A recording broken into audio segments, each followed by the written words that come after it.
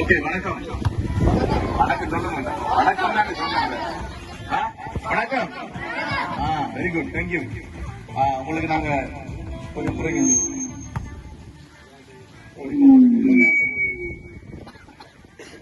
Okay, நத்தார் வாழ்த்துக்களை நாங்கள் உங்களுக்கு தெரிவித்துக் கொள்வதோடு வாழ்த்துக்கள். சந்தோஷமா இருக்கீங்க உங்களுக்கு. ஓகே, நத்தார் வாழ்த்துக்கள். என்னப்பா எங்களுக்கு வாழ்த்துக்கள் இல்லையா? ஓகே, சரி. யாருக்காவது தெரியுமா நத்தாரின் கொண்டாடப்படுது? ஓகே, இயேசு பிறந்த நாள். எதுக்கா இயேசு பிறந்தார்? தர்மத்தை நிலைநாட்ட அவருங்க விஜயகாந்தா. தர்மத்தை நிலைநாட்ட அவர் விஜயகாந்தா இல்லை. ஓகே, இயேசு பிறந்ததை நாங்கள் நினைவுபடுத்தும் விதமாக இந்த நத்தார் பண்டிகையை நாங்கள் கொண்டாடுகிறோம். ஓகே, இயேசு ஏன் இந்த பூமியிலே பிறந்தார் என்றால், இயேசு பிறந்ததனுடைய நோக்கம் என்னவென்றால், அவர் உலக ரட்சகர். அவர் உலகத்தில் இருக்கின்ற சகல மனிதர்களையும் எப்படிப்பட்டவர்களா இருந்தாலும் அவர் இயேசு நேசிக்கிறார்.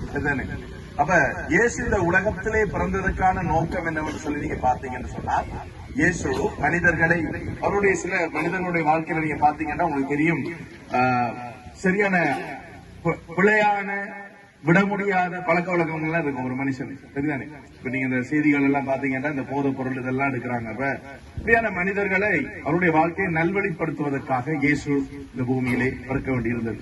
ஓகே, இயேசு எந்த மதத்துக்கும் சொந்தமானவர் அல்ல. இயேசு உலக ரட்சகர்.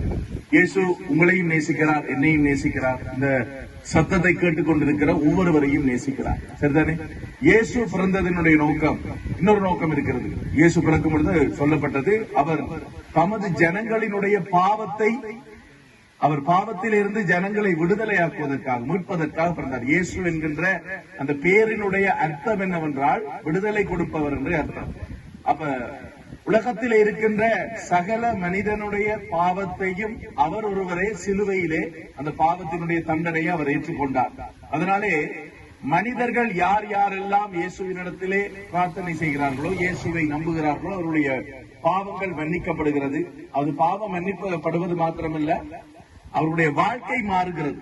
அப்ப இயேசுவை நாம் விசுவாசிக்கும் பொழுது, ஏற்றுக்கொள்ளும் பொழுது நம்முடைய வாழ்க்கை மாறுகிறதா இருக்கிறது. இந்த இயேசு இந்த காலகட்டத்திலே பிறந்தார் என்கின்ற இந்த நல்ல செய்தியை எங்களுடைய தமிழ் உறவுகளாகிய உங்கள் அனைவருக்கும் நாங்கள் சொல்லுவதோடு, நாங்கள் கொண்டாடுற இந்த பண்டிகையை உங்களோட சேர்ந்து கொண்டாடுறதுக்காக நாங்கள் ஒரு சின்ன ஒரு பவனியை நாங்கள் ஏற்பாடு செய்து நாங்கள் வந்திருக்கோம்.